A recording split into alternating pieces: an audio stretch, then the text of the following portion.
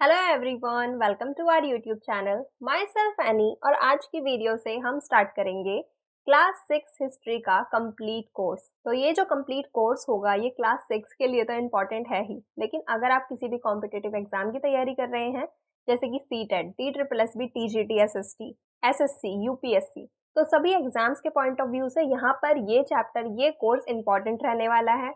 और आज की वीडियो में हम बात करेंगे क्लास 6 हिस्ट्री के चैप्टर 1 की। चैप्टर का नाम है what, where, how and when, क्या, कब, कहाँ और कैसे। तो इस चैप्टर में हम बात करेंगे एंशियंट हिस्ट्री की, भारत के प्राचीन इतिहास की। और यहाँ पर हम जानेंगे कि पुराने समय में हजारों साल पहले लोग कहाँ रहते थे, लोग क्या करते थे और किस तरह से अपना जीवन यापन करते थे, जीवन यापन करने के लिए क्या खाते थे, किस तरह रहते थे। इन सभी चीजों की बात हम करेंगे आज के इस चैप्टर में। तो अगर आपको वीडियो पसंद आए तो लाइक जरूर करना और अपने दोस्तों के साथ शेयर भी करना। और अगर आपने अभी तक चैनल को सब्सक्राइब ना किया हो तो सब्सक्राइब कर देना, साथ ही बेल आइकन भी प्रेस कर देना।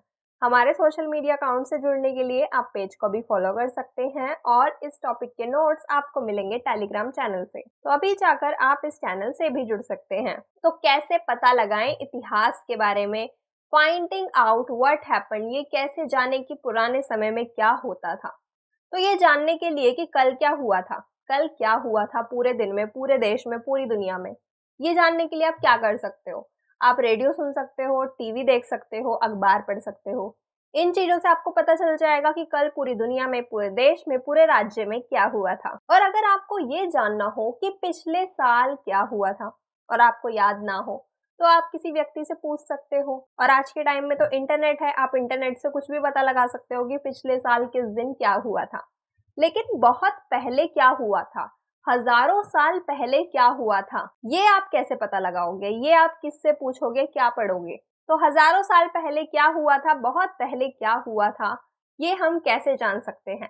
आज के इस चैप्टर में, इस वीडियो में हम यही बात करेंगे कि हम कैसे जान सकते हैं कि बहुत साल पहले क्या हुआ था। तो अतीत के बारे में हम क्या क्या जान सकते हैं। अच्छा ठीक है, हमने ये तो जान लिया कि आज के इस चैप्टर में हम बात करेंगे कि हम अतीत के बारे में कैसे जान सकते हैं, लेकिन हम क्या क्या जान सकते हैं ये भी हम बात करेंगे।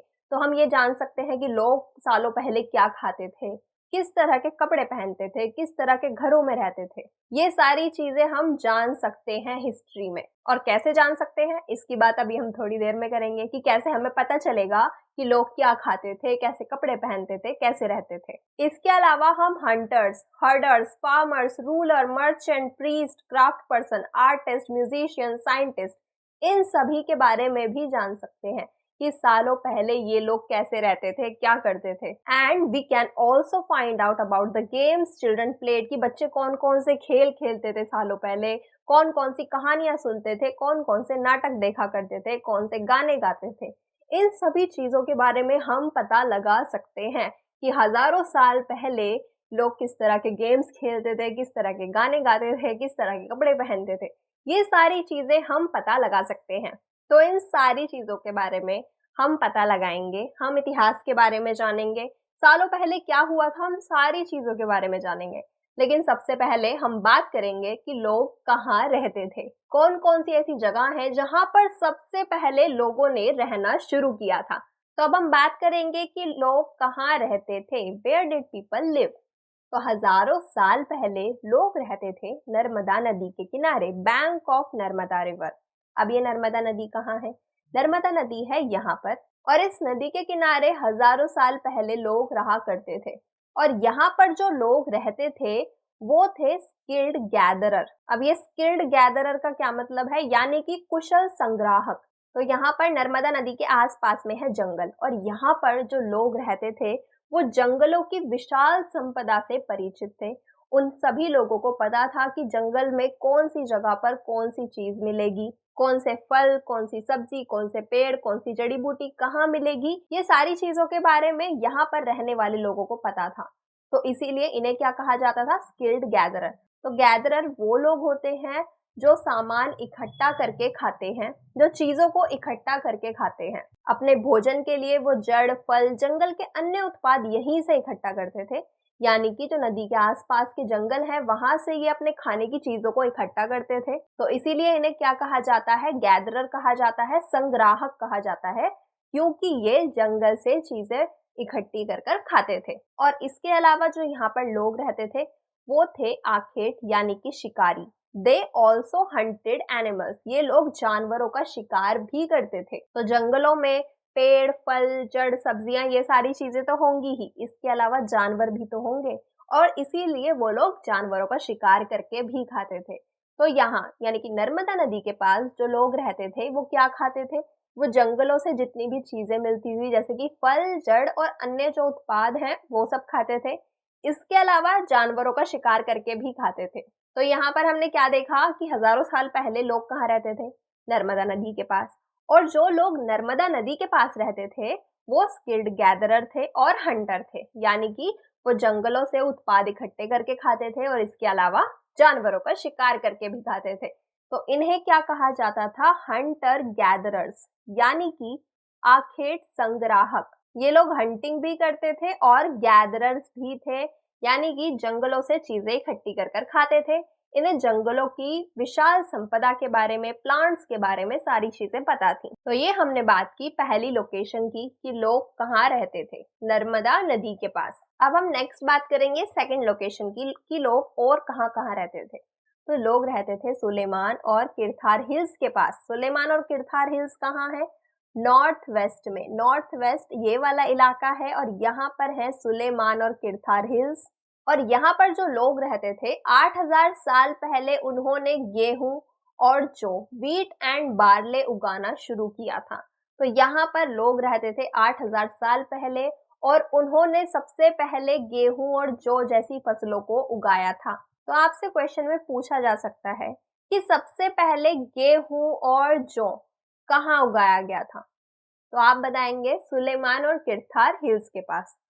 और कब उगाया गया था, तो 8000 साल पहले सबसे पहले गेहूं और जौ की खेती की गई थी सुलेमान और किरथार हिल्स के पास। और यहाँ पर जो लोग रहते थे वो जानवरों को भी पालते थे, जैसे कि शीप, गोट, कैटल, और ये सभी लोग रहते थे गांव में, यानी कि यहाँ पर ग्रामीण समाज था, लोग गांव में रहते थे, शहर अभी नहीं बसे थे। और यहाँ पर लोग कौन कौन से जानवरों को पालते थे, भेड़, बकरी, गाय, बैल आदि को। तो यहाँ पर ये भी क्वेश्चन बन सकता है कि सुलेमान और किरथार पहाड़ी के पास में जो लोग रहा करते थे क्या वो शहर में रहते थे या फिर गांव में।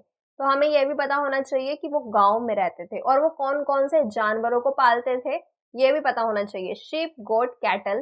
तो 8000 साल पहले लोगों ने जानवरों को पालना शुरू कर दिया था। तो ये हमने बात की अपनी सेकेंड लोकेशन के बारे में जहां पर लोग रहा करते थे 8000 साल पहले, सुलेमान एंड किरथार हिल्स के पास।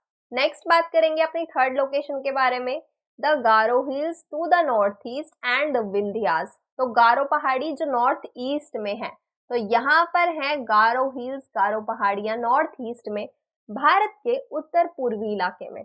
और मध्य भारत में विंध्या पहाड़ी, तो यहाँ पर है विंध्या पहाड़ी नर्मदा नदी के पास। तो ये जो दो लोकेशन है, यहाँ पर कृषि का विकास हुआ था, यहाँ पर खेती हुई थी और यहाँ पर ही सबसे पहले चावल उगाया गया था। तो विंध्या के उत्तर के इलाके में सबसे पहले चावल उगाया गया था।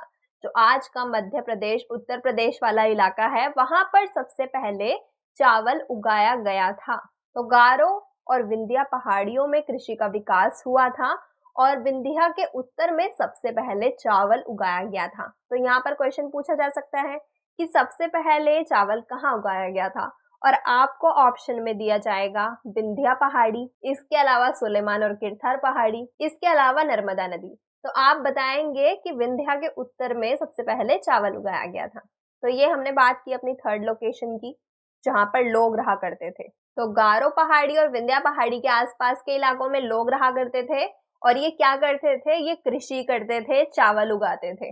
नेक्स्ट बात करेंगे अगली लोकेशन की कि और किस जगह लोग रहा करते थे। तो लोग रहते थे इंडस एंड इट्स ट्रिब्यूटरीज के पास, यानी कि सिंधु नदी और उसकी सहायक नदियों के पास। सिंधु नदी कहाँ है, सिंधु नदी है यहाँ पर भारत के उत्तर पश्चिम इलाके में सिंधु नदी है।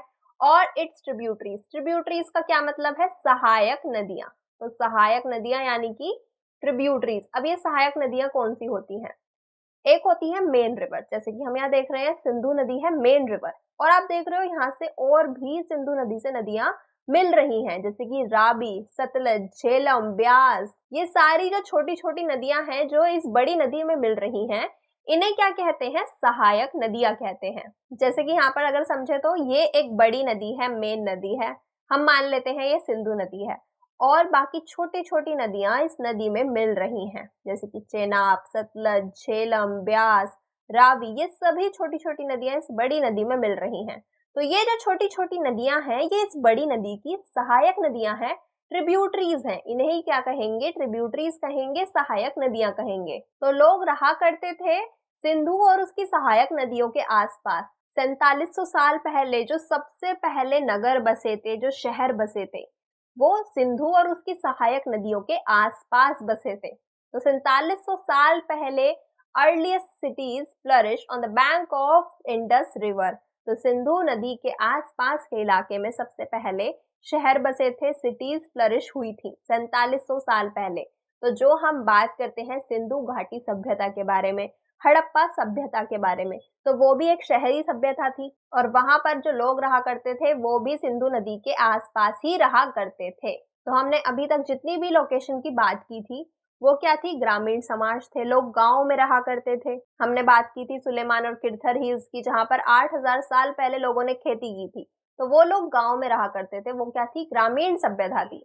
लेकिन इंडस रिवर के आसपास जो 4700 साल पहले लोग रहते थे वो शहरों में रहते थे, ये एक शहरी सभ्यता थी। तो यहाँ पर हम शहर और गांव में कैसे डिफरेंस कर रहे हैं? जो शहर होते हैं वो वेल प्लान्ड होते हैं, पूरी योजनाबद्ध तरीके से लोग रहते हैं। गांव में आपको कहीं कहीं कुछ कुछ घर देखने को मिलते हैं, लेकिन शहरों में एक सीक्वेंस में सभी घर होते हैं, एक कॉलोनी होती है, लेकिन गांव में थोड़ी दूरी पर एक घर, थोड़ी दूरी पर एक घर, ऐसे होता है। तो इस तरीके से हम क्या डिफरेंशिएट करते हैं? ये एक ग्रामीण सभ्यता है और ये एक शहरी सभ्यता है। तो यहाँ तक हमने बात की फोर्थ लोकेशन की, इंडस और उसकी ट्रिब्यूटरीज के आसपास। और किस जगह लोग रहते थे? और लोग रहते थे गंगा नदी और उसकी ट्रिब्यूटरीज के पास। गंगा और उसकी सहायक नदियों के पास 2500 साल पहले लोग रहा करते थे, और यहाँ पर 2500 साल पहले सिटीज डेवलप हुई थी। तो इंडस नदी के आसपास सिटीज कब डेवलप हुई थी? 4700 साल पहले। और गंगा नदी के आसपास जो सिटीज डेवलप हुई थी वो हुई थी 2500 साल पहले। तो ये है गंगा नदी यहाँ पर, और गंगा उसकी सहायक नदियों के आसपास के इलाके में लोग रहा करते थे शहरों में, आज से लगभग 2500 साल पहले। तो गंगा के साउथ में जो इलाका है वो इलाका पहले समय में मगध कहा जाता था, यानी कि आज का जो बिहार वाला इलाका है उसे क्या कहा जाता था? मगध कहा जाता था। और यहाँ के जो रूलर थे, यहाँ के जो राजा थे, वो बहुत पावरफुल हुआ करते थे, और मगध के राजाओं ने एक अपना बहुत बड़ा लार्ज किंगडम भी स्टैब्लिश किया था। और सिर्फ मगध में ही नहीं बल्कि देश के दूसरे हिस्सों में भी उन्होंने, मगध के राजाओं ने अपना साम्राज्य स्थापित किया था, अपना राज्य स्थापित किया था। तो गंगा और उसकी सहायक नदियों के पास 2500 साल पहले नगरों का विकास हुआ था, शहरों का विकास हुआ था। और गंगा के दक्षिण में नदी के आसपास का क्षेत्र पुराने समय में मगध कहा जाता था, जो आज के बिहार का हिस्सा है। और मगध के राजा बहुत शक्तिशाली हुआ करते थे। मगध के बारे में, मगध के राजाओं के बारे में हम आने वाले चैप्टर में डिटेल में जानेंगे। और यहाँ पर यानी कि मगध के राजाओं ने एक बहुत विशाल साम्राज्य स्थापित किया था और देश के अन्य हिस्सों में भी अपने राज्य की स्थापना की थी। तो मगध साम्राज्य उस समय पर बहुत बड़ा साम्राज्य हुआ करता था। यहाँ के राजा बहुत पावरफुल हुआ करते थे, और ये जो मगध साम्राज्य था ये गंगा नदी के दक्षिण में था, और गंगा नदी के आसपास के इलाके में 2500 साल पहले नगरों का विकास हुआ था। तो अभी तक हमने बात की है टोटल 5 लोकेशंस के बारे में, जहां जहां लोग रहा करते थे पुराने समय में। तो अब हम यहाँ पर एक क्विक रिकैप करेंगे कि लोग कहाँ कहाँ रहते थे। तो लोग रहते थे नर्मदा नदी के पास, और ये जो नर्मदा नदी के पास लोग रहते थे उन्हें कहते थे आखेटक, संग्राहक, हंटर गैदरर। क्यों कहते थे इनको हंटर गैदरर? क्योंकि ये लोग जानवरों का शिकार करके भी खाते थे और जंगलों से सामान इकट्ठा करके भी खाते थे। दूसरी हमने बात की थी सुलेमान और किरथार पहाड़ियों की। यहाँ पर 8000 साल पहले लोगों ने रहना शुरू किया था, और यहीं पर सबसे पहले जौ और गेहूं की खेती की गई थी। फिर हमने बात की थी विंध्या पहाड़ी और गारो पहाड़ी की, और ये दो लोकेशन ऐसी हैं जहां पर लोगों ने रहना शुरू किया था। लोगों ने कृषि की थी, खेती की थी और चावल उगाया था सबसे पहले। इसके अलावा हमने बात की थी सिंधु और उसकी सहायक नदियों की, और यहाँ पर 4700 साल पहले नगरों का विकास हुआ था। तो सबसे पहले नगरों का विकास कहाँ पर हुआ था? वो हुआ था सिंधु और उसकी सहायक नदियों के पास। और कब हुआ था? 4700 साल पहले। फिर हमने बात की थी गंगा नदी की। तो गंगा नदी के आसपास के इलाके में लोग रहा करते थे 2500 साल पहले, और यहाँ पर 2500 साल पहले हुआ था नगरों का विकास। और गंगा के दक्षिण का इलाका कहा जाता था उस समय पर मगध, जहाँ के राजा बहुत शक्तिशाली हुआ करते थे। तो ये हमने बात की है अभी तक इन 5 लोकेशंस की, 6 लोकेशन की, जहां जहां लोग रहा करते थे। और हमने ये भी जाना कि ये लोग क्या करते थे, क्या खाते थे। अब पुराने समय में भी लोग यात्राएं करते थे, लेकिन क्यों करते थे? तो लोगों ने सदैव उपमहाद्वीप के एक हिस्से से दूसरे हिस्से में यात्रा की, यानी कि भारत के एक हिस्से से दूसरे हिस्से में लोग आया जाया करते थे।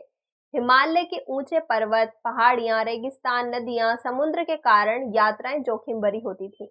अब हम देखते हैं कि भारत के नॉर्थ में क्या है? हिमालयाज हैं, और भारत के वेस्ट में क्या है? रेगिस्तान है। इसके अलावा नदियां भी हैं। अगर हम दक्षिण भारत की बात करें तो यहाँ पर समुद्र भी है। और उस टाइम पर प्लेन नहीं हुआ करते थे, बसेस नहीं हुआ करती थी, ट्रेन नहीं हुआ करती थी। लोग पैदल यात्राएं करते थे, और इन सभी चीजों को पार करके जाना मुश्किल था। पहाड़ियों को पार करना, समुद्र पार करना मुश्किल होता था, लेकिन फिर भी लोग ट्रैवल करते थे। उनके लिए ट्रैवल करना असंभव नहीं था। तो लोग ट्रैवल क्यों करते थे, यात्राएं क्यों करते थे? एक तो काम की तलाश में करते थे। आज भी लोग काम की तलाश में एक देश से दूसरे देश, एक जगह से दूसरी जगह जाते हैं, और पुराने समय में भी जाया करते थे। प्राकृतिक आपदाओं के कारण भी जाते थे। जैसे कि क्या हुआ, एक नदी है, इस नदी के आसपास लोग रह रहे हैं और यहाँ पर बाढ़ आ गई। अब यहाँ पर तो लोग रह नहीं सकते, तो वो इस जगह को छोड़कर किसी दूसरी जगह पर चले जाते थे। तो इसीलिए भी लोग ट्रैवल करते थे। कभी कभी सेनाएं दूसरे क्षेत्र पर विजय हासिल करने के लिए जाती थी। अब हमने बात की मगध एम्पायर की, मगध साम्राज्य की, जो गंगा के दक्षिण में था। अब मगध के राजा चाहते हैं यहाँ पर कोई और राज्य है उस पर आक्रमण करना, तो जो मगध की सेना होगी वो अब इस राज्य तक जाएगी ट्रैवल करके। तो इसीलिए सेनाएं भी ट्रैवल करती थी एक दूसरे राज्य को जीतने के लिए, लड़ने के लिए। व्यापारी भी अपने काफिलों में जाते थे। व्यापारी किस लिए जाते थे? व्यापार करने के लिए। जैसे कि व्यापारियों ने भारत से कुछ चीज खरीदी और फिर वो दूसरे देश में, अफ्रीका या यूरोप में चले गए अपना वो सामान बेचने के लिए। इसके अलावा धार्मिक गुरु भी जाते थे एक जगह से दूसरी जगह, लोगों को शिक्षा देने के लिए, सलाह देने के लिए। जो धार्मिक गुरु थे वो एक जगह से दूसरी जगह, एक गांव से दूसरे गांव जा जाकर लोगों को शिक्षा दिया करते थे। जैसे कि जो भगवान बुद्ध थे, आपने भगवान बुद्ध के बारे में सुना होगा, तो वो भी एक जगह से दूसरी जगह जाया करते थे लोगों को शिक्षा देने के लिए। इसके अलावा कुछ लोग बहुत एडवेंचरस होते थे। वो क्या करते थे? नई नई जगहों की, नए नए स्थानों की खोज करने के लिए एक जगह से दूसरी जगह उत्सुकतावश जाया करते थे। पहले एयरप्लेन, ट्रेन, बस ये सारी चीजें थी नहीं, तो लोगों को जगहों के बारे में, स्थानों के बारे में बहुत ही कम पता होता था। बहुत कम लोग ट्रैवल करते थे। अब कुछ लोग होते थे एडवेंचरस, उनके मन में आता था कि हम नई नई जगहों की खोज करें, तो वो यात्रा करने के लिए एक जगह से दूसरी जगह पर नई नई जगहों की खोज करने के लिए जाते रहते थे। अब यहाँ पर ये जो लोग यात्रा कर रहे हैं, जो एक जगह से दूसरी जगह जा रहे हैं, ये एक दूसरे के विचारों के बारे में भी जानते थे, एक दूसरे को अपने रीति रिवाज भी सिखाते थे, और इस तरीके से क्या होता था? कल्चर का, संस्कृति का आदान प्रदान होता था। तो हर जगह की अपनी संस्कृति होती है, अपना खान पान होता है, अपने रीति रिवाज होते हैं। तो अगर लोग एक जगह से दूसरी जगह जाते हैं तो रीति रिवाजों का, संस्कृति का, विचारों का आदान प्रदान होता है। आप वहां से कुछ सीख कर आते हो और उन्हें कुछ सिखा कर आते हो। तो इस तरह से पहले भी हुआ करता था, विचारों का आदान प्रदान। लोग एक दूसरे के विचारों को सीखते थे, जानते थे। तो यहाँ पर भी यही बताया गया है कि people travelled from one part to another part, और hills, high mountains, Himalayas, desert, river, इन सभी चीजों की वजह से जर्नी डेंजरस हुआ करती थी, लेकिन इम्पॉसिबल नहीं थी। लोग फिर भी एक जगह से दूसरी जगह आया जाया करते थे इन सर्च ऑफ लाइवलीहुड, यानी कामकाज की तलाश में, तो कभी नेचुरल डिजास्टर से बचने के लिए, कभी आर्मी जाया करती थी एक दूसरे के राज्यों को जीतने के लिए, तो कभी व्यापारी जाया करते थे अपने काफिलों में व्यापार करने के लिए। इसके अलावा रिलीजियस टीचर्स भी एक जगह से दूसरी जगह जाकर लोगों को शिक्षा देते थे, और कुछ लोग नई नई जगहों की खोज में जाते थे, डिस्कवर न्यू प्लेसेस। और इससे क्या होता था, sharing of ideas between people, लोगों के बीच में विचारों का आदान प्रदान होता था। तो यहाँ पे हम बात कर रहे हैं सब कॉन्टिनेंट की। कौन से सब कॉन्टिनेंट की? इंडियन सब कॉन्टिनेंट की, भारतीय उपमहाद्वीप की। कि लोग उपमहाद्वीप में एक जगह से दूसरी जगह पर जाते थे। अब ये उपमहाद्वीप का क्या मतलब है, सब कॉन्टिनेंट का क्या मतलब है, भारत को हम सब कॉन्टिनेंट क्यों कह रहे हैं? तो अब हम यही जानेंगे कि इंडिया एक सब कॉन्टिनेंट क्यों है, भारत को हम उपमहाद्वीप क्यों कह रहे हैं।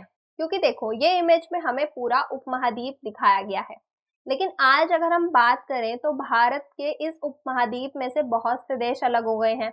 जैसे कि ये वाला हिस्सा पाकिस्तान, अफगानिस्तान, यहाँ पर श्रीलंका अलग है, इसके अलावा यहाँ पर बांग्लादेश, म्यांमार। तो इस तरह से पूरे उपमहाद्वीप में बहुत से देश अलग हो गए हैं, लेकिन फिर भी ये पूरा इंडियन सब कॉन्टिनेंट कहलाता है, भारतीय उपमहाद्वीप कहलाता है। क्यों? क्योंकि पहाड़, पर्वत, समुद्र इस उपमहाद्वीप की प्राकृतिक सीमा का निर्माण करते हैं। जैसे कि आप यहाँ पर क्या देखते हो, यहाँ पर हम देखते हैं हिमालयाज। इसके अलावा इधर इस इलाके में हम देखते हैं रेगिस्तान, और यहाँ पर क्या है, समुद्र है, अरब सागर, बंगाल की खाड़ी और हिंद महासागर। तो पहाड़ी, रेगिस्तान, समुद्र, पर्वत, ये सारी चीजें इस उपमहाद्वीप की प्राकृतिक सीमा का निर्माण कर रहे हैं, पूरी दुनिया से इस हिस्से को अलग कर रहे हैं। नेचुरल बाउंड्री है एक तरह से ये भारत की। तो इसीलिए हम भारत को क्या कहते हैं, सब कॉन्टिनेंट कहते हैं, कि ये इलाका है भारतीय उपमहाद्वीप। ये क्या है, हमारे लिए नेचुरल फ्रंटियर्स हैं। अब यहाँ पर हिमालयाज हैं, ये हमारे लिए एक नेचुरल बाउंड्री बना रहे हैं कि ये इलाका चाइना का है और यहाँ से भारत का इलाका शुरू है। तो इस तरह से ये एक नेचुरल बाउंड्री है। तो दक्षिणी भारत के इलाके में हम जो समुद्र देखते हैं, तो वो भी भारत के लिए एक नेचुरल बाउंड्री का काम करता है। तो इसीलिए हम क्या कहते हैं, इसे भारतीय उपमहाद्वीप कहते हैं, इंडियन सब कॉन्टिनेंट कहते हैं। तो पहाड़ियां, पर्वत, समुद्र इस उपमहाद्वीप की प्राकृतिक सीमा का निर्माण करते हैं, और लोगों के लिए इन सीमाओं को पार करना आसान नहीं था, लेकिन फिर भी लोग ऐसा करते थे। इसके अलावा सिर्फ भारतीय उपमहाद्वीप नहीं, बल्कि बाहर से भी बहुत से लोग भारत में आए थे और यहीं आकर बस गए थे। जैसे कि चाइना से बहुत से यात्री भारत आए थे शिक्षा लेने के लिए। तो इस तरह से सिर्फ भारतीय उपमहाद्वीप में ही नहीं, बल्कि बाहर से भी यहाँ पर लोग आया करते थे। और इन चीजों से क्या हुआ, हमारी सांस्कृतिक परंपरा समृद्ध हो गई। हमने दूसरों के विचारों को अपनाया, लोगों ने यहाँ अगर हमारी संस्कृति के बारे में जाना, उन चीजों को अपनाया, तो इससे क्या हुआ, संस्कृति का आदान प्रदान हुआ। तो हमेशा से ही, हजारों साल पहले से ही लोग यहाँ पर पत्थर तराशने, संगीत रचने, भोजन बनाने के तरीकों के बारे में एक दूसरे के विचार को अपनाते रहे हैं। तो इस तरह से जो लोग यात्राएं करते थे, उनके लिए यात्राएं करना आसान नहीं था। हिल्स, माउंटेन्स और सी की वजह से जो ट्रैवलिंग होती थी वो डिफिकल्ट होती थी, लेकिन फिर भी लोग ट्रैवल करते थे। सिर्फ भारतीय उपमहाद्वीप में ही नहीं, बल्कि बाहर से भी लोग आया करते थे, विदेशी भी आया करते थे भारत में।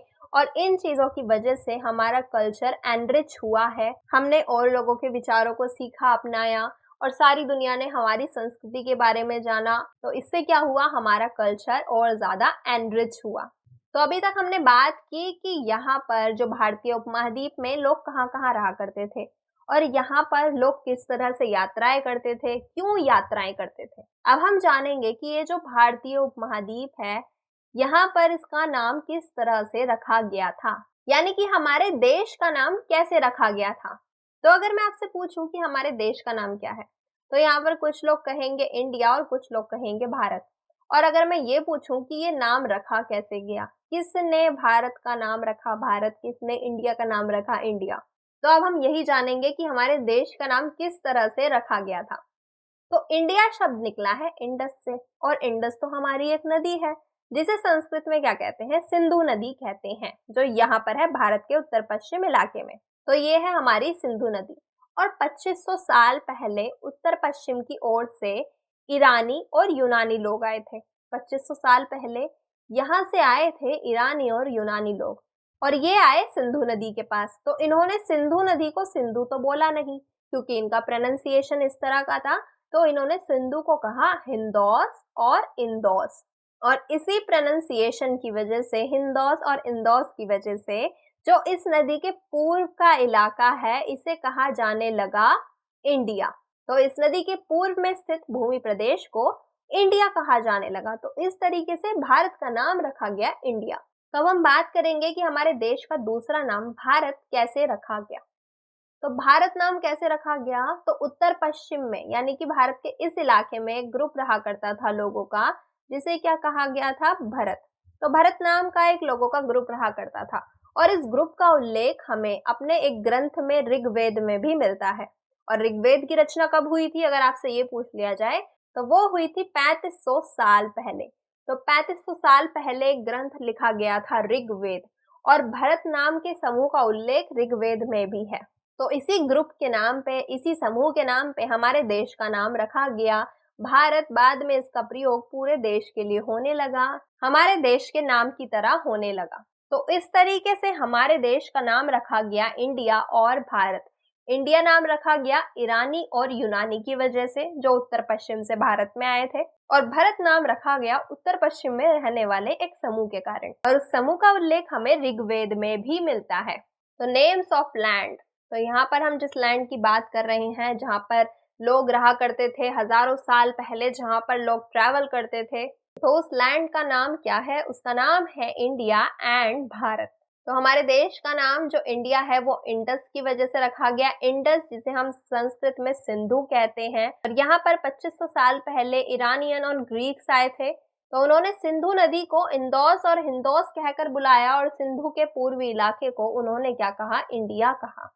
तो इस तरीके से भारत का नाम रखा गया इंडिया। दूसरा नाम है भारत, जो रखा गया भरत नाम के एक समूह की वजह से, जो भारत के नॉर्थ वेस्ट इलाके में था। भारत के नॉर्थ वेस्ट इलाके में लोगों का एक समूह रहा करता था, ग्रुप ऑफ पीपल था, जिसका नाम था भरत। और इस ग्रुप का उल्लेख हमें ऋग्वेद में भी मिलता है, और इसी समूह के नाम पर हमारे देश का नाम भारत रखा गया। तो इस तरह से हमारे देश का नाम इंडिया और भारत रखा गया था। सो आई होप अब आपको क्लियर हो गया होगा कि हमारे देश का नाम किस तरह रखा गया था। तो यहाँ तक हमने बात की कि हमारे देश का नाम किस तरह रखा गया, लेकिन जब हमने चैप्टर की स्टार्टिंग की थी तो हमने बात की थी कि हम इतिहास के बारे में कैसे जान सकते हैं। हमें कैसे पता चला कि सालों पहले यहाँ पर ईरानी और यूनानी लोग आए थे। हमें कैसे पता चला कि विंध्या के आसपास लोग रहते थे, नर्मदा नदी के पास लोग रहते थे। तो अब हम बात करेंगे अपने असली टॉपिक की, कि हमें इतिहास के बारे में कैसे पता चलता है, सालों पहले क्या हुआ हमें कैसे पता चलता है। तो अतीत के बारे में कैसे जाने, अतीत के बारे में हमें कैसे पता चलता है। तो एक तो हमें अतीत के बारे में पता चलता है पांडुलिपि से, मैन्यूस्क्रिप्ट से। तो ये है पांडुलिपि की, एक पांडुलिपि की इमेज यहाँ पर दी गई है। इस तरह की होती है पांडुलिपि, जिन पर कुछ कुछ लिखा होता है। अब इन पर कौन लिखता है, कैसे लिखा जाता है, इन सारी चीजों के बारे में बात करेंगे। तो अतीत की जानकारी हम कई तरह से प्राप्त कर सकते हैं, और इनमें से एक तरीका है लिखी हुई पुस्तकों को ढूंढना और पढ़ना। यानी कि अतीत के बारे में आप कैसे पता लगा सकते हो, सालों पहले क्या हुआ ये आप कैसे पता लगा सकते हो। तो सालों पहले की कोई बुक ढूंढ लो, कोई लिखा हुआ मटेरियल ढूंढ लो, और उसे पढ़कर आप सालों पहले क्या हुआ था ये पता लगा सकते हो। अब जो सालों पहले पुराने समय में जो पुस्तक लिखी जाती थी, जो मटेरियल लिखा जाता था, उसे कहते थे पांडुलिपि। पांडुलिपि क्यों कहते थे, क्योंकि इन्हें हाथ से लिखा जाता था। पांडुलिपि को इंग्लिश में कहते हैं मैन्यूस्क्रिप्ट, और ये लैटिन भाषा का शब्द मैनू से बना है। मैन्यूस्क्रिप्ट किससे बना है, मैनू से, जो लैटिन भाषा का शब्द है। और मैनू का क्या मतलब होता है, हाथ से लिखा गया। तो इसीलिए पांडुलिपि को हम क्या कहते हैं, मैन्यूस्क्रिप्ट कहते हैं, क्योंकि ये हाथ से लिखी गई थी। तो ये पांडुलिपियां हाथ से कैसे लिखी जाती थी, ताड़ पत्रों पर, या फिर हिमालय क्षेत्र में एक भुर्ज नाम का पेड़ उगता है, उसकी छाल से भोजपत्र तैयार किया जाता था। यानी कि हिमालय क्षेत्र में एक पेड़ उगता है, कौन सा, भुर्ज नाम का पेड़ होता है, और उसकी छाल से भोजपत्र तैयार किया जाता था। अब भोजपत्र आप ऐसा समझ सकते हो, एक पेपर तैयार किया जाता था पेड़ की छाल से। पेड़ की छाल से एक पेपर तैयार किया जाता था, और फिर हाथ से इंक की मदद से उस पेपर पर लिखा जाता था, उस भोजपत्र पर लिखा जाता था। तो ये क्या है? पांडुलिपि है। तो यहाँ पर ये एक पेपर की तरह है। ये क्या है? भुर्ज नाम के एक पेड़ की छाल से भोजपत्र तैयार किया गया है, एक पेपर तैयार किया गया है जिस पर हाथ से लिखा गया है। तो ये है एक पांडुलिपि, एक मैन्युस्क्रिप्ट। तो हमें ऐसी बहुत सी मैन्युस्क्रिप्ट मिली हैं, ऐसी बहुत सी पांडुलिपियां मिली हैं, और इन पांडुलिपियों को पढ़कर हम इतिहास के बारे में जानते हैं। हजारों साल पहले क्या हुआ था हम ये जानते हैं। लेकिन पांडुलिपियों के कुछ नुकसान भी हैं। क्या? क्योंकि पांडुलिपियां बनाई जाती हैं पेड़ की छाल से। अब पेड़ की छाल को तो कीड़े खा लेते हैं, तो इसलिए बहुत सी पांडुलिपियों को कीड़ों ने खा लिया और बहुत सी पांडुलिपियां नष्ट हो गई। और हमें आज जो पांडुलिपियां मिलती हैं वो बहुत थोड़ी ही मिलती हैं, जिनके बहुत से पेपर, बहुत से भोजपत्र नष्ट हो गए होते हैं। तो हम पूरी तरीके से तो इतिहास के बारे में नहीं जान पाए हैं, लेकिन फिर भी हमें जो भी पांडुलिपियां मिली हैं, हमने उनको पढ़कर इतिहास के बारे में पता लगाया है। तो आज जो आप अपनी ये हिस्ट्री की बुक में हिस्ट्री की जितनी भी चीजें पढ़ रहे हो कि लोग कहाँ रहते थे, लोग क्या खाते थे, वो हमने कहीं ना कहीं ये पांडुलिपियां पढ़कर ही पता लगाया है।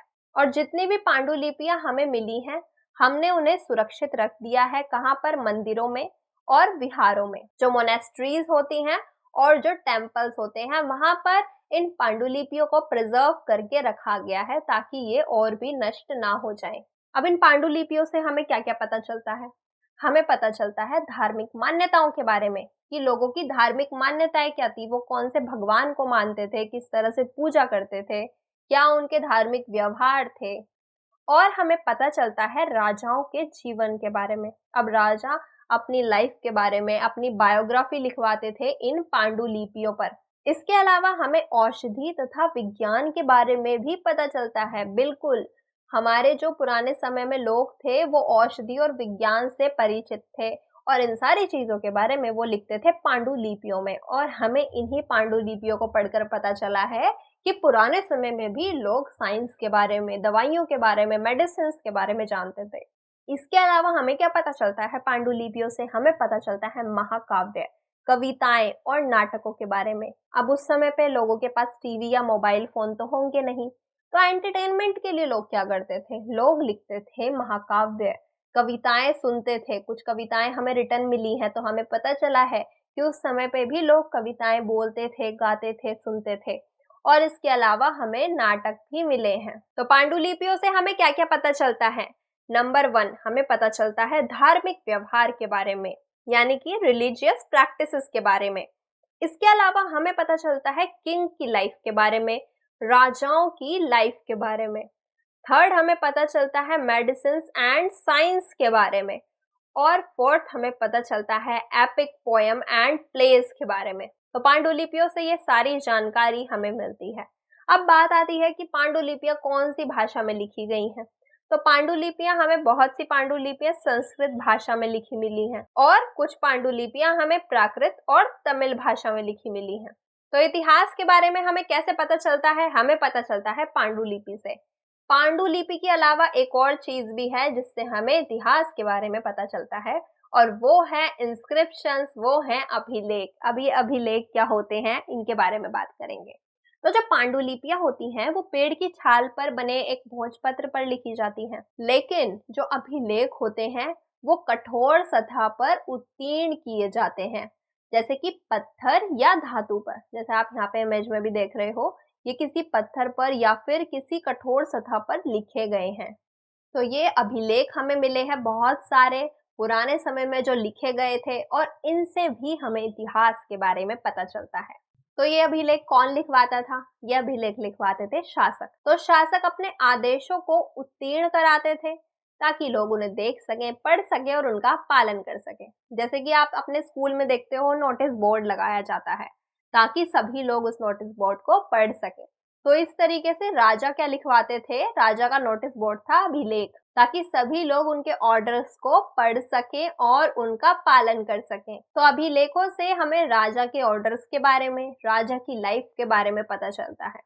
कुछ अन्य प्रकार के अभिलेख भी मिलते हैं जिससे हमें राजा और रानी सहित आम लोगों के कार्यों के विवरण उत्तीर्ण कराए हैं।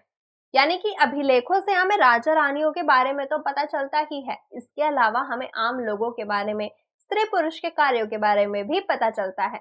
तो यहाँ पर अभिलेखों पर शासक अपनी लड़ाइयों में अर्जित विजयों का लेखा जोखा रखते थे। अब एक राजा है, उसने किसी दूसरे राज्य के खिलाफ लड़ाई लड़ी और उस लड़ाई में वो राजा जीत जाता है और अपनी जीत के बारे में सभी लोगों को पता चले, तो इसके लिए वो लिखवाते हैं अभिलेख। कि अभिलेख से क्या होगा, अभी के लोगों को तो पता चलेगा ही और आने वाले लोगों को भी पता चलेगा, आने वाली पीढ़ियों को भी पता चलेगा। जैसे कि आज हमें पता चलता है अभिलेखों को पढ़कर कि अच्छा उस राजा ने वहां पर लड़ाई की थी, वहां पर उन्हें जीत मिली थी, वहां पर वो राजा हार गए थे। तो इस तरीके से अभिलेख लिखवाए जाते थे राजा द्वारा। और ये अभिलेख जिसकी आप यहाँ पर इमेज देख रहे हो, ये 2250 साल पुराना है और ये हमें आज के अफगानिस्तान के कांधार से प्राप्त हुआ है। अशोक नामक शासक के आदेश पर यह अभिलेख लिखवाया गया था और इस अभिलेख की भाषा कौन सी है, यूनानी और अरामीक। यूनानी और अरामीक भाषा में यह अभिलेख लिखवाया गया है और उस समय पर जो अफगानिस्तान के इलाके में यही भाषा बोली जाती थी, तो इसीलिए इसी भाषा में यह अभिलेख लिखवाया गया है। तो हमारा सेकंड सोर्स क्या है इतिहास जानने के लिए, वो है इंस्क्रिप्शंस यानी कि अभिलेख, जो हार्ड सरफेस पर लिखे जाते हैं जैसे कि स्टोन पर या मेटल पर। और यहाँ पर किंग अपने ऑर्डर्स लिखवाते हैं ताकि सभी लोग उनको देख सके, पढ़ सके और उनका पालन कर सके। तो अभिलेखों से हमें राजा रानी के जीवन के बारे में भी पता चलता है और कुछ अभिलेखों से आम लोगों के बारे में भी पता चलता है। और राजा अभिलेखों पर अपनी विक्ट्रीज के बारे में, विक्ट्रीज इन बैटल के बारे में लिखवाते थे ताकि लोगों को उनकी जीत के बारे में पता चल सके, ताकि लोगों को पता चल सके कि ये राजा कितने महान थे। और ये अभिलेख हमें अफगानिस्तान कांधार से मिला है, जो राजा अशोक द्वारा लिखवाया गया था और इस अभिलेख में ग्रीक एंड अरामीक लैंग्वेज यूज की गई है। तो हमें पांडुलिपि और अभिलेखों से पता चलता है इतिहास के बारे में। लेकिन हमने क्या देखा कि ज्यादातर जो अभिलेख थे, जो पांडुलिपि थी, वो सभी राजा और रानियों ने लिखवाए हुए थे। तो हमें राजा और रानियों के बारे में अभिलेख और पांडुलिपि से पता चल जाता है। लेकिन आम लोगों के बारे में कैसे पता करें? अब आम लोग तो अभिलेख भी नहीं लिखवाते थे और ना ही पांडुलिपि लिखते थे। तो आम लोगों के बारे में, हजारों साल पहले आम लोग क्या करते थे, कैसे रहते थे, उनके बारे में हमें कैसे पता चलता है? तो उनके बारे में हमें पता चलता है आर्कियोलॉजी से, पुरातत्व से। अब ये पुरातत्व क्या होता है, आर्कियोलॉजी क्या होता है? ऐसी वस्तुएं जो अतीत में बनी हैं और जो प्रयोग में लाई जाती थी, उन्हें हम क्या कहते हैं, आर्कियोलॉजी कहते हैं। और ऐसी वस्तुओं का अध्ययन करने वाले व्यक्ति को पुरातत्वविद कहते हैं। अब अतीत में लोग क्या करते थे, जो कॉमन मैन थे वो क्या करते थे, वो मूर्तियां बनाते थे, वो गेहूं खाते थे, वो चावल खाते थे, इसके अलावा वो ईंटों के घर बनाते थे, ईंटों के घर में रहते थे। अब ये जो ईंट है, जो मूर्ति है, जो गेहूं है, जो चावल है, ये सारी चीजें अतीत में बनी है, इतिहास में बनी है और इतिहास में ही प्रयोग में लाई जाती थी। लेकिन हमें खुदाई करने से कहीं कहीं कुछ कुछ चीजें मिल जाती हैं। इतिहासकार जो होते हैं, पुरातत्वविद जो होते हैं, खुदाई करके इन चीजों को ढूंढ निकालते हैं और फिर इन चीजों का अध्ययन करते हैं। तो पुराने समय में जो वस्तुएं प्रयोग में लाई जाती थी और जो व्यक्ति इन चीजों का अध्ययन करता है, उन्हें हम कहते हैं पुरातत्वविद, आर्कियोलॉजिस्ट। आर्कियोलॉजिस्ट अतीत में बनी हुई चीजों को स्टडी करते हैं और हमें बताते हैं कि अतीत में ये चीजें इस तरह बनी थी और इस तरह प्रयोग में लाई जाती थी। तो पुरातत्वविद पत्थर, ईंट से बनी इमारतों के अवशेष, चित्र, मूर्तियों का अध्ययन करते हैं, खुदाई करते हैं। खुदाई करने पर उन्हें पत्थर और ईंट से बनी इमारतें मिलती हैं, इमारतों के अवशेष मिलते हैं यानी कि टूटी फूटी इमारतें मिलती हैं, कुछ चित्र मिलते हैं, कुछ मूर्तियां मिलती हैं, जिनका वो अध्ययन करते हैं और पता लगाते हैं कि ये मूर्ति, ये ईंट, ये इमारत कितनी पुरानी है। इसके अलावा हमें क्या मिलते हैं, औजार, हथियार, बर्तन, आभूषण, सिक्के, ये सारी चीजें खुदाई करने पर मिलती हैं और आर्कियोलॉजिस्ट इन सभी चीजों का अध्ययन करते हैं। तो अध्ययन करने पर क्या पता चलता है, कुछ वस्तुएं पत्थर की बनती हैं, कुछ वस्तुएं पक्की ईंटों की बनती हैं, कुछ वस्तुएं धातु की बनी होती हैं। तो ऐसी वस्तुएं क्या होती हैं, जल्दी नष्ट नहीं होती। तो धातु से बनी होती है, जो पत्थर से बनी होती है, वो चीजें हजारों साल तक भी नष्ट नहीं होती। जैसे कि हमने क्या देखा था, पांडुलिपियां हैं, पांडुलिपियां जल्दी नष्ट हो जाती हैं, लेकिन अभिलेख नहीं होते क्योंकि वो हार्ड सरफेस पर बने होते हैं।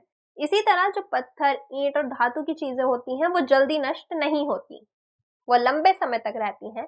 फिर हम उनका अध्ययन करते हैं और इतिहास के बारे में पता लगाते हैं कि लोग इन चीजों का कैसे यूज करते होंगे। तो पुरातात्विक जानवर, चिड़िया, मछलियों की हड्डियां भी ढूंढते हैं और फिर पता लगाते हैं कि लोग कौन कौन से जानवरों को पालते थे, कौन कौन से जानवरों को खाते थे।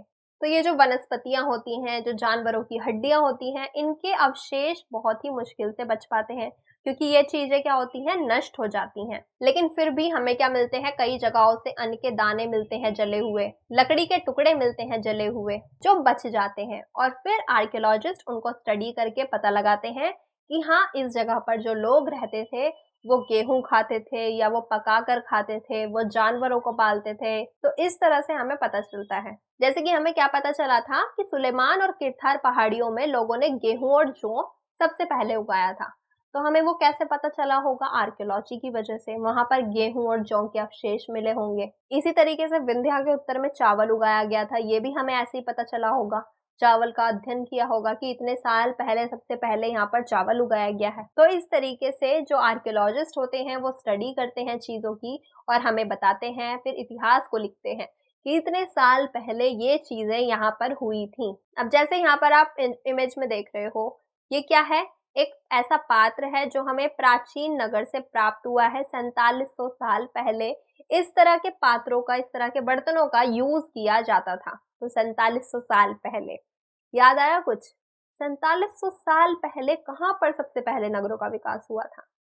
सिंधु नदी के पास, सिंधु और उसकी सहायक नदियों के पास। तो वहां के लोग इस तरह के बर्तनों का यूज करते थे। दूसरी तरफ हम ये इमेज देख रहे हैं, ये क्या है, सिक्के हैं। ये है चांदी का सिक्का। आज के सिक्के कैसे होते हैं, गोल होते हैं, लेकिन ये उस समय का सिक्का है। और इस तरह के सिक्कों का प्रयोग किया जाता था 2500 साल पहले। अब 2500 साल पहले कहां पर नगरों का विकास हुआ था? गंगा नदी के पास। तो गंगा नदी के दक्षिण में कौन सा राज्य था? मगध साम्राज्य था, जहां के राजा बहुत शक्तिशाली हुआ करते थे। तो हो सकता है वहां के राजाओं ने ही ये सिक्का चलाया हो। तो इस तरीके से हमें पता चलता है इतिहास के बारे में। तो इतिहास के बारे में हमें किन चीजों से पता चलता है, इतिहास के स्रोत कौन से हैं, सोर्सेज ऑफ हिस्ट्री क्या है? तो हमने यहाँ पर 3 चीजों के बारे में पढ़ा। सबसे पहले पांडुलिपि यानी कि मैन्युस्क्रिप्ट, जो हाथ से लिखी जाती थी। दूसरा हमने पढ़ा इंस्क्रिप्शन के बारे में यानी कि अभिलेखों के बारे में, जो हार्ड सरफेस पर लिखा जाता था, राजाओं द्वारा आदेश उनके लिखे जाते थे। तीसरा हमने जाना आर्कियोलॉजी के बारे में कि पुराने टाइम पर लोग जो भी चीजों का यूज करते थे, हम खुदाई करके उन चीजों की स्टडी करते हैं और इतिहास के बारे में पता लगाते हैं। तो इस तरह से इन सोर्सेज से हमें पता चलता है हिस्ट्री के बारे में, इतिहास के बारे में, कि सालों पहले लोग क्या करते थे, कैसे रहते थे, क्या खाते थे। नेक्स्ट हम बात करेंगे आर्कियोलॉजिस्ट और हिस्टोरियन के बारे में, यानी कि पुरातात्विद और इतिहासकार के बारे में। पुरातात्विद कौन होते हैं, आर्कियोलॉजिस्ट कौन होते हैं? जो भी आर्कियोलॉजी का अध्ययन करते हैं, यानी कि पुराने समय में जिन भी वस्तुओं का प्रयोग किया जाता था, उनका अध्ययन करने वालों को आर्कियोलॉजिस्ट कहते हैं। तो फिर हिस्टोरियन किसे कहते हैं? जो भी लोग अतीत का अध्ययन करते हैं, उन्हें क्या कहते हैं? हिस्टोरियंस कहते हैं। अब जो आर्कियोलॉजिस्ट हैं, वो सिर्फ आर्कियोलॉजी की ही स्टडी करते हैं, यानी कि अतीत में यूज की जाने वाली वस्तुओं की स्टडी करते हैं। लेकिन जो हिस्टोरियन होते हैं, वो पांडुलिपि, अभिलेख और पुरातत्व से जो भी जानकारी मिलती है, उनका प्रयोग करते हैं और उनकी हेल्प से अतीत का अध्ययन करते हैं। तो स्रोत प्राप्त करने के बाद अतीत के बारे में पढ़ते हैं और फिर इन स्रोतों की सहायता से अतीत का पुनर्निर्माण करते हैं। कौन? हिस्टोरियंस, इतिहासकार। तो इतिहासकार और पुरातत्विद एक जासूस की तरह हैं, जो इन सभी स्रोतों का सुराग के रूप में अतीत को जानने का प्रयास करते हैं।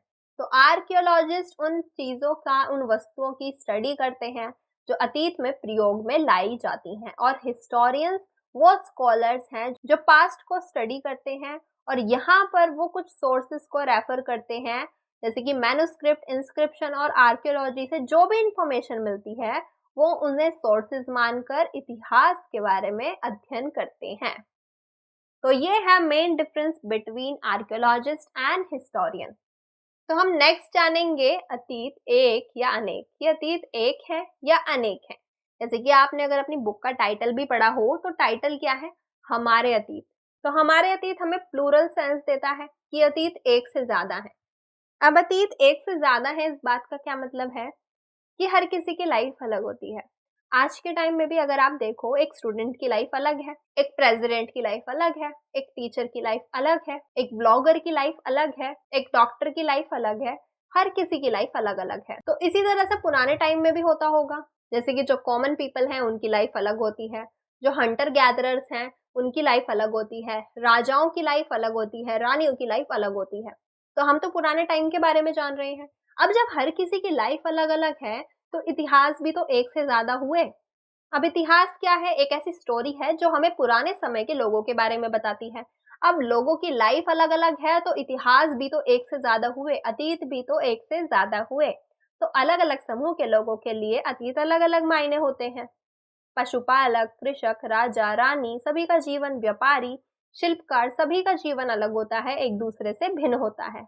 अलग अलग जगहों पर रहने वाले लोगों के रीति रिवाज भी अलग होते हैं। जैसे कि अंडमान में ज्यादातर लोग मछली पकड़कर अपना भोजन ग्रहण करते हैं, मछलियों का शिकार करते हैं, फल फूल के संग्रह द्वारा भोजन प्राप्त करते हैं। और शहरों में खाद्य पूर्ति के लिए लोग व्यक्तियों पर निर्भर रहते हैं। जैसे कि व्यक्तियों पर कैसे, हम एक शॉप पर जाएंगे और वहां पर जाकर कुछ खाना खरीदेंगे, या फिर मार्केट में जाएंगे, मार्केट से सब्जियां खरीदेंगे और फिर घर आकर बनाएंगे। तो इस तरीके से हर किसी की लाइफ अलग होती है। अब जो राजा होते हैं वो तो अपनी विजयों का, यानी कि जो भी उन्हें विक्ट्रीज मिलती हैं बैटल्स में, उनका लेखा जोखा रखते थे, उनका रिकॉर्ड रखते थे। तो हमें शासकों के बारे में बहुत अच्छे से पता चल जाता है कि उन्होंने कौन कौन सी लड़ाई लड़ी है, क्योंकि वो बड़े बड़े इंस्क्रिप्शंस लिखवाते थे, मैन्युस्क्रिप्ट्स में भी लिखवाते थे कि हाँ, ये वाली लड़ाई कौन से राजाओं के बीच लड़ी गई थी, कौन इसमें जीता था। तो इन चीजों के बारे में हमें पता चल जाता है आसानी से, हमें राजाओं की लाइफ के बारे में आसानी से पता चल जाता है। लेकिन हमें शिकारी, मछुआरे, संग्राहक, कॉमन पीपल, पशुपालक, कृषक, इन सभी लोगों के बारे में नहीं पता चलता, क्योंकि ये लोग अपनी लाइफ का लेखा जोखा नहीं रखते थे। ये लोग अपनी बायोग्राफी नहीं लिखवाते थे, ये लोग पांडुलिपियां नहीं लिखते थे, अभिलेख नहीं लिखवाते थे।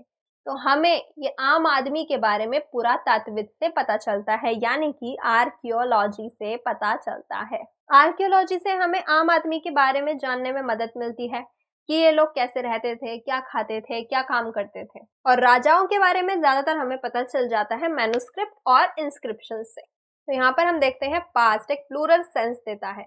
इसका क्या मतलब है कि हर किसी की लाइफ अलग होती है। अब हर किसी की लाइफ अलग है तो इतिहास भी एक से ज्यादा होंगे, क्योंकि हर किसी के कस्टम, प्रैक्टिसेस पूरे देश में अलग अलग जगहों पर अलग अलग हैं। तो इसीलिए हमें इतिहास एक नहीं है, एक से ज्यादा है, हमारे अतीत है। अब हमें किंग्स के बारे में, किंग्स की बैटल विक्ट्रीज के बारे में तो इजीली रिकॉर्ड मिल जाते हैं मैन्युस्क्रिप्ट और इंस्क्रिप्शन में, अभिलेख और पांडुलिपि में। लेकिन ऑर्डिनरी पीपल के बारे में सिर्फ हमें आर्कियोलॉजी से ही पता चलता है। आम आदमी के बारे में हमें सिर्फ आर्कियोलॉजी से पता चलता है, क्योंकि वो ना तो अभिलेख लिखवाते थे और ना ही मैन्युस्क्रिप्ट्स। तो यहाँ से हमें पता चला है कि अतीत एक नहीं है, अतीत अनेक है, मैनी पास्ट हैं। नेक्स्ट है तिथियों का मतलब। अब ये डेट्स का क्या मतलब है। आज अगर 2023 चल रहा है तो इसका क्या मतलब है। तो ये जो वर्ष की गणना की जाती है वो ईसाई धर्म के प्रवर्तक ईसा मसीह के जन्म की तिथि से की जाती है। यानी कि ये पूरी टाइमलाइन है। जहां पर ईसा मसीह का जन्म होता है उसे हम बेस ईयर मान लेते हैं, और ईसा मसीह के जन्म से पहले जो भी टाइम था उसे हम क्या कहते हैं, ईसा पूर्व, यानी कि ईसा के जन्म से पूर्व। और यहाँ पर इस ईसा के जन्म के बाद जो भी टाइम है उसे हम कहते हैं ईसवी। तो अगर आज 2023 है, यानी कि ईसा के जन्म के बाद से 2023वां साल है। तो 2000 वर्ष कहने का तात्पर्य है ईसा मसीह के जन्म के 2000 साल बाद। और ईसा मसीह के जन्म से पहले सभी तिथियों को ईसा पूर्व कहते हैं। ईसा पूर्व यानी कि बिफोर क्राइस्ट, आपने बीसी लिखा हुआ देखा होगा बहुत सी डेट्स के आगे, यानी कि जन्म से पहले। तो वो ईसा मसीह के जन्म से पहले की जो बात होती है उसे हम ईसा पूर्व कहते हैं। जैसे कि 1500 ईसा पूर्व, 1000 ईसा पूर्व, 500 ईसा पूर्व, तो वो क्या है, ईसा मसीह के जन्म से उतने साल पहले की बात है। और यहाँ पर हम ईसा मसीह के जन्म को बेस ईयर मानते हैं। तो अंग्रेजी में बीसी, बीसी का क्या मतलब है, बिफोर क्राइस्ट, यानी कि ईसा पूर्व, ईसा के जन्म से पूर्व। और कहीं कहीं पर आप एडी भी लिखा देखोगे। एडी का क्या मतलब होता है? एनो डोमिनी। एनो डोमिनी यानी कि ईसा मसीह के जन्म के वर्ष को कहते हैं। तो अब हम यहाँ पर अच्छे से समझते हैं। जैसे कि ये पूरी टाइमलाइन है, यहाँ पर होता है ईसा मसीह का जन्म, तो उसे कहा जाएगा एनो डोमिनी। अब यहाँ से जो भी ईयर होंगे उनके आगे लगेगा एडी, 1 एडी। तो ये क्या है? 2023 एडी।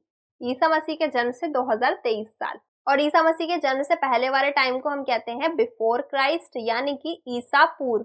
अब एडी की जगह पर आपको सीई लिखा हुआ भी मिलता है। सी का क्या मतलब है? Common era. और बीसी की जगह पर बीसीई लिखा हुआ भी दिख सकता है, यानी कि बिफोर कॉमन एरा। और कहीं कहीं पर आप बीपी लिखा हुआ भी देखते हो, यानी कि बिफोर प्रेजेंट। तो आई होप आपको यहाँ पर इन सभी वर्ड्स का मतलब क्लियर हो गया होगा। बेस ईयर माना जाता है ईसा मसीह के जन्म को, जिसे हम क्या कहते हैं? एनो डोमिनी कहते हैं। और ईसा मसीह के जन्म के जो भी पहले वाला टाइम है उसे हम कहते हैं बिफोर क्राइस्ट, यानी कि ईसा के जन्म से पूर्व, और उसे बिफोर कॉमन एरा भी कहा जाता है। वही जो ईसा मसीह के जन्म के बाद का टाइम है उसे कॉमन एरा कहा जाता है, एनो डोमिनी कहा जाता है, और हिंदी में ईसवी कहा जाता है। तो इस तरीके से यहाँ पर डेट्स का ये मतलब होता है। आज 2023 है, इसका मतलब है ईसा मसीह के जन्म से 2023 साल बाद। तो BC stands for before Christ, AD stands for Anno Domini, Anno Domini यानी कि in the year of Lord, Lord यानी कि ईसा मसीह। तो 2012 की जगह आपने AD 2012 भी देखा होगा। और AD की जगह CE लिखा हुआ भी जाता है, यानी कि कॉमन एरा। एनो डोमिनी यानी कि कॉमन एरा। तो ईसा मसीह के जन्म के बाद के टाइम को कॉमन एरा भी कहते हैं, और ईसा मसीह के जन्म के पहले के टाइम को बिफोर कॉमन एरा भी कहते हैं।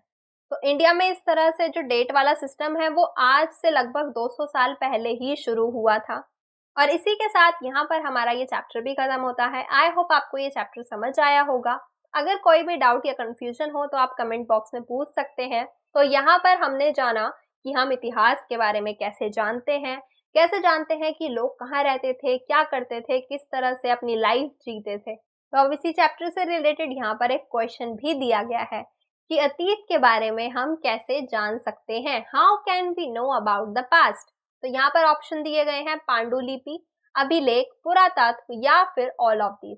तो किन चीजों से आपको अतीत के बारे में पता चलता है, और इसका जवाब आप मुझे देंगे कमेंट बॉक्स में। तो अगर वीडियो पसंद आए तो लाइक जरूर करना और अपने दोस्तों के साथ शेयर भी करना। और अगर आपने अभी तक चैनल को सब्सक्राइब ना किया हो तो सब्सक्राइब कर देना, साथ ही बेल आइकन भी प्रेस कर देना। हमारे सोशल मीडिया अकाउंट से जुड़ने के लिए आप पेज को भी फॉलो कर सकते हैं, और इस टॉपिक के नोट्स आपको मिलेंगे टेलीग्राम चैनल से। तो अभी जाकर आप इस चैनल से भी जुड़ सकते हैं। Thank you.